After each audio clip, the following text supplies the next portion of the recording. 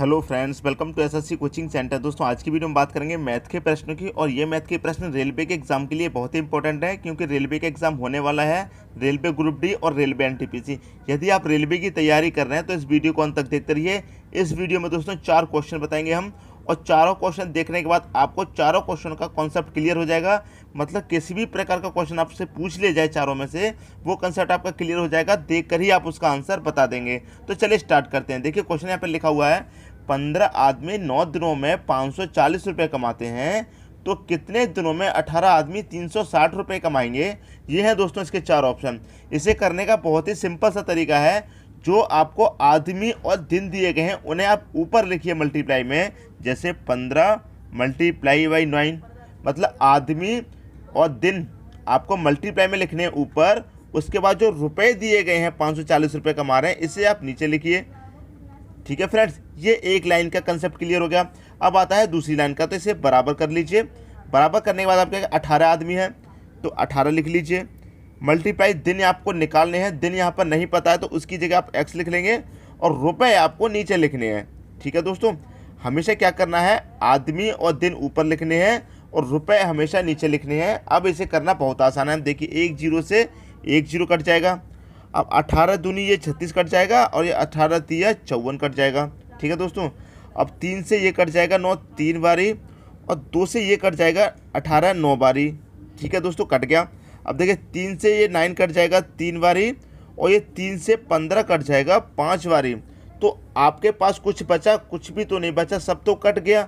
आपके बचा सिर्फ 5। तो x बराबर कितना हो जाएगा? 5। तो x बराबर निकल के आया दोस्तों 5 दिन। सब कुछ तो कट गया, क्या बचा आपके पास? सिर्फ 5 बचा। तो x के बराबर क्या आ जाएगा? 5 दिन आ जाएगा। यही दोस्तों आपका आंसर आ जाएगा। तो देखिए कौन सा ऑप्शन आपका मैच कर रहा है। ऑप्शन नंबर डी आपका यहाँ पर मैच कर रहा है। जब भी आपसे इस तरह का प्रश्न पूछ लिया जाए एग्जाम में, तो आपको क्या करना है, आदमी और दिन आपको ऊपर लिखने हैं मल्टीप्लाई में, और जो रुपए दिए जाएंगे उसे आप नीचे लिखिए। दूसरी लाइन दी गई है उसे बराबर के दूसरी तरफ ले आइए। 18 दिए गए तो 18, दिन आपको नहीं पता है तो दिन की जगह एक्स ले लीजिए, और जो रुपए हैं वो आपको हमेशा नीचे लिखने हैं। ठीक है दोस्तों, यदि आपको यहाँ पर दिन दे दिया जाए और आदमी निकालने के लिए दे दिया जाए, तो आदमियों के लिए क्या लिख लेंगे, उसकी जगह एक्स लिख लेंगे। तो वही सिंपल मेथड है, आप इस तरह के सभी क्वेश्चन को आप हल कर लेंगे। तो ये मेथड आपकी समझ में दोस्तों आ गया होगा। यदि अभी भी समझ में नहीं आया है तो आप कमेंट बॉक्स में कमेंट कर सकते हैं। अब देखेंगे दोस्तों अगला क्वेश्चन। अगला क्वेश्चन है आपका, सलीम की आयु 10 वर्ष है, उनके दादा की आयु 62 वर्ष है। कितने वर्ष के बाद उनके दादा की आयु सलीम की आयु से 5 गुना होगी। दोस्तों, एज वाले क्वेश्चन बहुत ज़्यादा पूछे जाते हैं एग्जाम में। यदि आपसे इस टाइप का क्वेश्चन पूछ ले जाए कि सलीम की आयु 10 वर्ष है, उसके दादा की आयु 62 वर्ष है, तो कितने वर्ष के बाद उनके दादा की आयु सलीम की आयु से 5 गुना होगी। ये क्वेश्चन दोस्तों आप लगाएंगे, ऑप्शन से ही आप इस क्वेश्चन को लगा देंगे। ना ही कोई ट्रिक बताऊंगा, ना हो कोई फॉर्मूला है, सिर्फ आप ऑप्शन से इस टाइप के क्वेश्चन को लगा सकते हैं। ठीक है, आपको देखिए करना क्या होगा, सलीम की आयु कितनी है? 10 है। सलीम की आयु कितनी है? तो हम पहला ऑप्शन लगा के देखेंगे। पहले ऑप्शन में कितनी उम्र है? 6 दे रखी है, तो 6 लिख लेंगे। ठीक है दोस्तों, 6 बराबर कितना हो गया? ये हो गया 16। ये हो गया सलीम का। अब निकालेंगे दादा का। दादा की कितनी उम्र है? 62। 62 में भी पहला ऑप्शन चेक करेंगे 6, तो कितना हो जाएगा दोस्तों? ये हो जाएगा आपका 66। ठीक है दोस्तों, सलीम की होगी 6 ऐड करने के बाद 16, दादा की होगी 66। तो 16 का मल्टीप्लाई 5 से करेंगे, क्योंकि 5 गुना ही तो करनी है हमें। तो 16 पंजे होता है दोस्तों 80, तो ये तो 66 हो रहा है। 16 पंजे होता है 80, तो ये आपका ऑप्शन गलत हो गया पहला वाला। ठीक है दोस्तों, दूसरा चेक करेंगे। 10 प्लस कितनी दे रखी है? 5 बराबर कितनी हो जाएगी? 15। सलीम की 5 वर्ष बाद, और दादा की हो जाएगी 5 वर्ष बाद 67। ठीक है दोस्तों, ये हो जाएगी 67। ये दोस्तों 68 थी, यहाँ पे गलती होगी, ये 68 थी, ये हो जाएगी दोस्तों 67। लेकिन ये 16 पंजे 80 हो रहा है, लेकिन यहाँ पर 68 थी, तो ये हो गई दोस्तों 67। लेकिन 15 पंजे होता है 75, लेकिन ये तो बैठ रहा है आपका 67, तो ये भी ऑप्शन आपका गलत हो गया। ठीक है दोस्तों, अब तीसरा ऑप्शन कर लेते हैं। 10 + 4 दे रखा है, ये हो जाएगी आपकी 14। सलीम की हो जाएगी 14, और दादा की हो जाएगी यहाँ पर 4 ऐड करने के बाद 62 या 66। ठीक है दोस्तों, तो 14 पंजे होता है 70, 14 का 5 मल्टीप्लाई 70 होता है, लेकिन ये तो 66 है, तो ये ऑप्शन भी आपका गलत हो गया। तीसरा ऑप्शन है 10 + 3 कितना हो जाएगा? 13। 62 + 3 कितना हो जाएगा?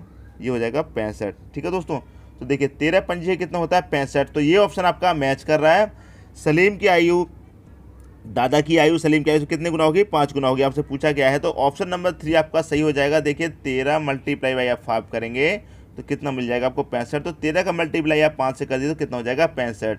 तो ऑप्शन नंबर 3 आप डी आपका सही हो जाएगा। 3 वर्ष के बाद सलीम की आयु दादा की आयु से कितनी होगी, 5 गुना होगी। यही दोस्तों आपका आंसर हो गया। तो ऑप्शन से आपको कैसे क्वेश्चन लगाना है वो समझ में आ गया होगा। इस टाइप के क्वेश्चन बहुत ज़्यादा एग्जाम में पूछे जाते हैं और उन्हें लगाना कितना आसान है। आप माइंड में ही ऑप्शन से इस क्वेश्चन को लगा देंगे, ना ही पेन की जरूरत पड़ेगी और ना ही पेपर की जरूरत पड़ेगी, आप दिमाग में अपने में ये क्वेश्चन लगा देंगे। तो ये क्वेश्चन दोस्तों आपकी समझ में आ गया होगा। यदि अभी भी आपकी समझ में नहीं आया है तो आप कमेंट बॉक्स में पूछ सकते हैं। अब देखेंगे दोस्तों अगला क्वेश्चन। अगला क्वेश्चन आपका, एक आयताकार मैदान 90 मीटर इंटू 70 मीटर का है।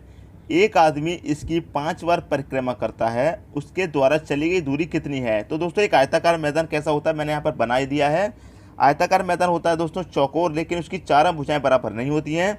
आमने सामने वाली भुजाएं बराबर होती हैं। जैसे ये वाली भुजा कितनी है, 90 मीटर की है, तो ये वाली 70 की है। लेकिन 90 मीटर के सामने वाली भी 90 होगी और 70 के सामने वाली भी 70 होगी। और ये होती है 4 कोने वाला होता है आयताकार मैदान। ठीक है दोस्तों, अब ये 90 है तो आपकी ये भी 90 होगी और ये 70 है तो आपकी ये भी 70 होगी। ठीक है दोस्तों, पूछा गया है एक आदमी इसकी 5 बार परिक्रमा करता है, ठीक है ना, तो उसकी चली गई दूरी कितनी होगी। तो सबसे पहले एक बार की निकाल लेते हैं। कुल परिमाप क्या करते हैं, सबसे पहले एक बार की निकाल लेते हैं। मैं यहाँ पर निकाल देता हूँ कुल परिमाप। ठीक है दोस्तों, अब देखिए सबसे पहले एक बार की निकाल लेते हैं। सबसे पहले वो कितना चला, हम एक तरफ से स्टार्ट करते हैं।